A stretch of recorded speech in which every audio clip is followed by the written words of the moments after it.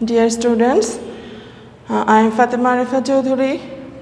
Again, welcome you in our online English class.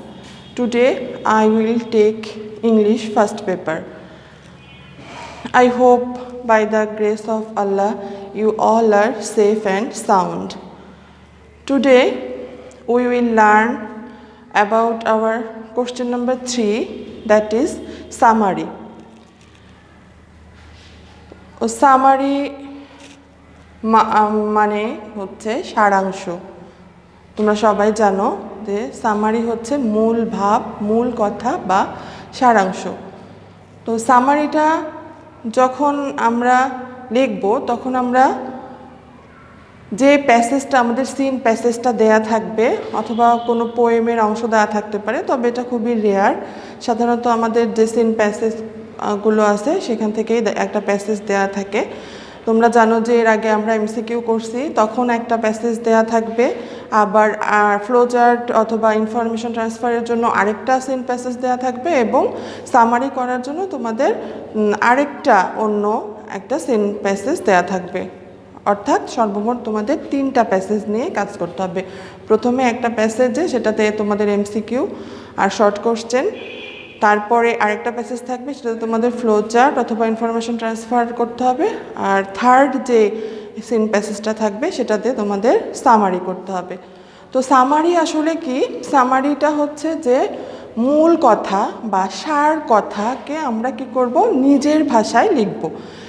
তো হচ্ছে এখন যখন আমরা এটা নিজের ভাষায় লিখব তখন আমাদের কিছু রুলস আমাদেরকে কী করতে হবে, মেনটেন করতে হবে বা মাথায় রাখতে হবে। সেই নিয়মগুলো আমরা ফলো করলে ইনশাল্লাহ আমরা একটা সুন্দর সামারি লিখতে পারবো।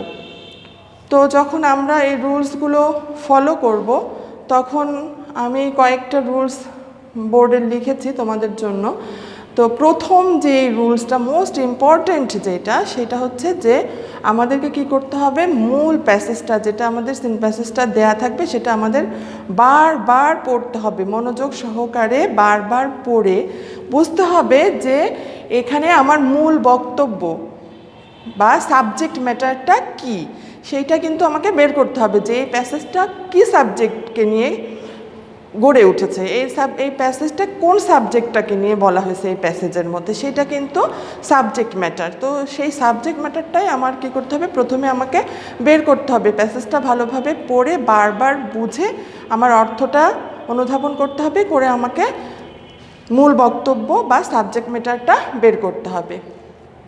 তারপর আমার দেখতে হবে যে যখন আমি মোটামুটি সিন প্যাসেজটা বুঝে ফেললাম, সিন প্যাসেজের সাবজেক্ট ম্যাটারটা বুঝে ফেললাম, তখন আমার কি করতে হবে, তখন আমার দেখতে হবে যে প্যাসেজের মধ্যে সাবজেক্ট ম্যাটারের সাথে ক্লোজলি রিলেটেড কোন কোন সেন্টেন্স আছে। তাহলে আমাকে সেই সেন্টেন্সগুলো বের করতে হবে, ওই প্যাসেজের মধ্যে থেকে আলাদা করতে হবে।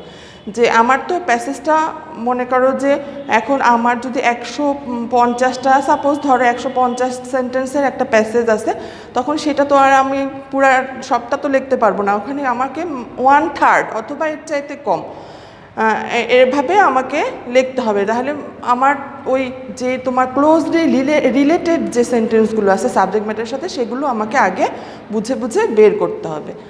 তাহলে তো আমার জিনিসটা ছোট হয়ে যাবে এবং মূল বক্তব্যটা বের হয়ে আসবে। তারপর কি করতে হবে, সেই সেন্টেন্সগুলো থেকে আননেসেসারি শব্দ যেমন এক্সাম্পল, কম্পেয়ার, কন্ট্রাস্ট, উক্তি, ব্যাখ্যা এসব কিছু বাদ দিতে হবে। কারণ কি? কারণ আমাকে তো জাস্ট জিস্টটা নিতে হবে, প্যাসেজের সংক্ষিপ্ত রূপে আমাকে প্যাসেজের মূল বক্তব্যটা প্রকাশ করতে হবে। কাজেই প্যাসেজের যদি ওই আমার যে ক্লোজলি রিলেটেড সাবজেক্ট ম্যাটারের সাথে ক্লোজলি রিলেটেড যে সেন্টেন্সগুলো আছে, সেই সেন্টেন্সগুলোর মধ্যে যদি কোনো এক্সাম্পল থাকে সেটা বাদ দিতে হবে, যদি কোনো কম্পেয়ার থাকে সেটা বাদ দিতে হবে, যদি কোনো কন্ট্রাস্ট থাকে সেটা বাদ দিতে হবে, কারো যদি উক্তি থাকে সরাসরি ডাইরেক্ট স্পিচে যদি কারো উক্তি দেওয়া থাকে তাহলে সেটা বাদ দিতে হবে, আর ব্যাখ্যা এক্সপ্লেনেশন যেগুলো সেগুলো আমাকে বাদ দিতে হবে। কাজে আমরা বুঝতে পারছি যে আমাকে খুবই সিম্পল সেন্টেন্সে খুবই ছোট করে আমাকে সারাংশটা বা সামারিটা লিখতে হবে। তাহলে আমি আমি যে রিলেটেড সেন্টেন্সগুলো বের করলাম সাবজেক্ট ম্যাটারের সাথে, সেগুলোতে যদি এক্সাম্পল, কম্পেয়ার, কন্ট্রাস্ট, উক্তি, ব্যাখ্যা এগুলো থাকে তাহলে সেগুলো আমাকে বাদ দিতে হবে। তারপর কি করতে হবে, সেন্টেন্সগুলোর মধ্যে যদি কোনো কমপ্লেক্স বা কম্পাউন্ড সেন্টেন্স থাকে তাহলে সেটা আমার কি করতে হবে, মনে মনে সিম্পল সেন্টেন্সে সাজিয়ে নিতে হবে। কারণ আমি সবসময় চেষ্টা করব সামারিটা যেন আমি খুব সিম্পলি লিখতে পারি, সামারিটা যেন আমি সিম্পল সেন্টেন্স ইউজ করে লিখতে পারি। তো ওই তোমার যে সাবজেক্ট ম্যাটারের সাথে ক্লোজলি রিলেটেড যে সেন্টেন্সগুলো আমরা বের করলাম সেগুলোর মধ্যে যদি কমপ্লেক্স বা কম্পাউন্ড সেন্টেন্স থাকে তাহলে সেগুলো আমরা কি করব, সিম্পল সেন্টেন্সে সাজিয়ে নিব। তারপরে কি করব, প্যাসেজে ব্যবহৃত বিভিন্ন শব্দের সিনোনিম ব্যবহার করার চেষ্টা করব। যেহেতু আমাকে বলা হয়েছে যে নিজের ভাষায় সামারিটা লেখার চেষ্টা করতে হবে, কারণ হুবহু যদি আমি সিন প্যাসেজের সেন্টেন্সগুলো তুলে দেই তাহলে কিন্তু আমার সামারি লেখার দক্ষতাটা প্রকাশ পেল না, তাহলে এক্সামিনার আমাকে এখানে নাম্বার কম দিতে পারেন। কাজেই আমাকে কি করতে হবে, নিজের ভাষায় লেখার চেষ্টা করতে হবে। আর নিজের ভাষায় কখন আমরা লিখব, যখন আমরা কি করব যে ওই সিন প্যাসেজে ব্যবহৃত যে শব্দগুলো আছে সেগুলোর সিনোনিমাস শব্দ ব্যবহার করার চেষ্টা করব। তাহলে আমাদের ভাষাটা নিজের মতো হবে, তাহলে আমাদের সামারিটা সুন্দর হবে। অবজেক্টিভ পয়েন্ট অফ ভিউ অর্থাৎ প্যাসিভ ফর্মে লিখতে হবে সামারিটা সব সময়।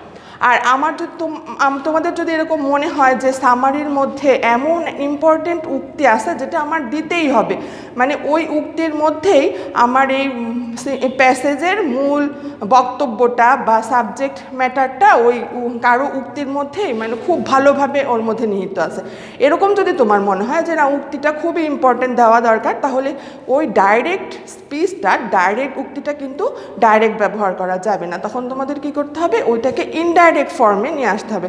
তোমরা সবাই জানো ন্যারেশনের দুইটা ফর্ম আছে, একটা হচ্ছে ডাইরেক্ট ফর্ম, একটা হচ্ছে ইনডাইরেক্ট ফর্ম। তাহলে আমাকে যদি উক্তি ব্যবহার করতেই হয়, আমরা সবসময় অ্যাভয়েড করব, উক্তিটা ব্যবহার করব না, কিন্তু যদি খুবই ইম্পর্টেন্ট হয় তখন আমরা কি করব, উক্তিটাকে ডাইরেক্ট স্পিচ থেকে ইনডাইরেক্ট স্পিচে কনভার্ট করে আমরা সামারিতে ব্যবহার করব। মূল প্যাসেজের 1/3 হতে হবে, এটা মাথায় রাখতে হবে। একটু কম হলেও সমস্যা নাই, কিন্তু বেশি যেন না হয়। মানে যদি তোমার 150 লাইনের প্যাসেজ থাকে তাহলে অবশ্যই চেষ্টা করতে হবে 50 লাইনে অথবা তার চাইতে কম লাইনে যেন তুমি সেটা শেষ করতে পারো, এটা মাথায় রাখতে হবে। দুই একটা শব্দ কম বেশি হলে সমস্যা নেই, তবে এটা খেয়াল রাখতে হবে যে আমার জন্য সামারিটা মূল প্যাসেজের 1/3 হয় অথবা তার চাইতে কম হয়, মানে সংক্ষেপে আমি সামারিটা লিখব। আরেকটা ব্যাপার সেটা হচ্ছে কি, আমাকে অবশ্যই কি করতে হবে, এক প্যারায় সামারি লিখতে হবে। আমি কখনো 2-3 প্যারায় সামারি লিখবো না, অর্থাৎ পরীক্ষার খাতায় যখন তোমরা সামারি লেখা শুরু করবা তখন সেই সামারিটা যেন একটা প্যারাগ্রাফেই হয়, এক প্যারাতেই হয়। খুব বেশি হলে আমাদের মনে করো যে আমরা নেক্সট ক্লাসে যেই প্যাসেজটার উপরে আমরা ফ্লো চার্ট করলাম, যে প্যাসেজটার উপরে আমরা MCQ করলাম, শর্ট কোশ্চেন করলাম, সেই প্যাসেজটা আমাদের মোটামুটি 21টা সেন্টেন্স আছে সেই প্যাসেজে। তো আমার তাহলে 7টা সেন্টেন্সের বেশি যেন আমার সামারি না হয়, সেটা আমাকে খেয়াল রাখতে হবে। তো নেক্সট ক্লাসে ইনশাল্লাহ আমরা আমাদের গত দিনের যে প্যাসেজটা আমরা পড়ছিলাম সেই প্যাসেজটার সামারি আমরা কিভাবে করব এটা শিখব। তোমরা বাসায় নিজে নিজে ট্রাই করবা, সামারিটা লিখবা, এবং নেক্সট ক্লাসে আমি যখন বলবো তখন আমার সাথে মিলাই নিবা। তাহলে সে পর্যন্ত ভালো থাকো, আল্লাহ হাফেজ।